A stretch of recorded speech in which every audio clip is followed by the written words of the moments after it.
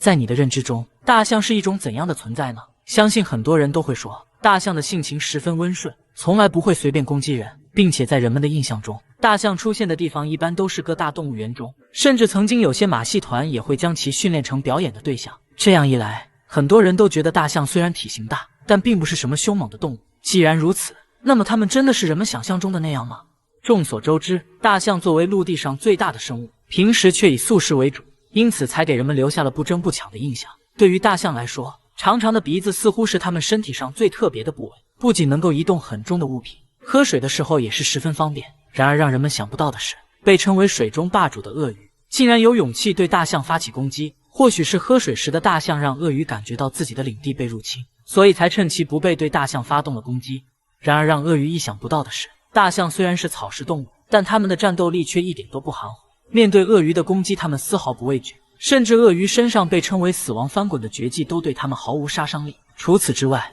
大象和鳄鱼的体型差距实在是太大了，再加上大象属于群居动物，单独一只的杀伤力就已经足够大了，就更别提一群了。所以它们能够将鳄鱼按在水中暴走，也是十分正常的情况。为什么大象一直给人们温和无害的感觉，在面对攻击的时候却如此暴躁？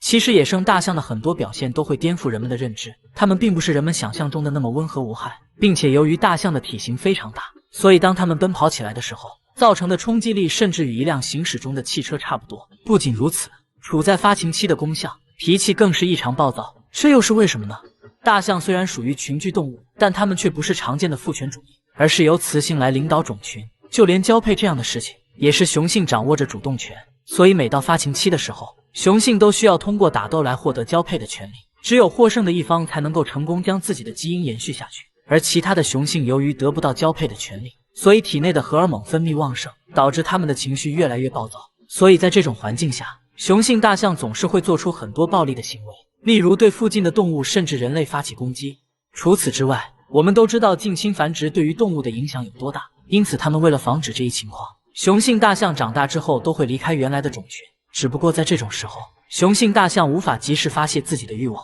所以他们开始对其他动物下手，其中与它们体型相仿的犀牛就成为了第一选择。因此每到大象发情的季节，很多犀牛都会被强暴致死。而作为罪魁祸首的大象并不觉得这种做法有什么不对。大象的战斗力如此强悍，为什么它们的数量却越来越少？实际上，大象并非从一开始就是这么暴躁的。由于它们是一种社会性很强的动物，所以当幼崽刚刚出生的时候，作为母亲的大象会教导它们很多生存的方式，其中也包括如何向心仪的对象求爱。这个过程需要持续很多年的时间，一直到幼崽能够独立生活。然而由于人类对象牙的热烈追捧，很多人开始对它们进行猎杀，导致大象的数量越来越少。而那些未成年的幼崽还没有学会如何正确的生活，就失去了母亲的庇佑，再加上它们原本的智商就比较高，所以当它们目睹了人类的暴虐行为后，就会受到很大的刺激，不仅情绪变得越来越暴躁，甚至正常的生活和交配都成为了问题。不仅如此，人类近几年来对环境的开发也严重影响了大象的生存环境，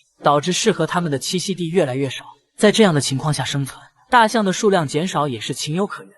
并且大象原本的繁衍能力就不强，一头大象幼崽从出生到性成熟需要将近13年的时间，所以人类的猎杀导致大象种群的繁衍能力大大减弱。因此在种种因素的影响之下，大象种群的数量更是面临着濒危的风险。如果人们再不加以保护，那么它们的灭绝也只是时间早晚的问题。本期视频到这里就结束了，对此你还有什么想说的吗？欢迎在评论区留言。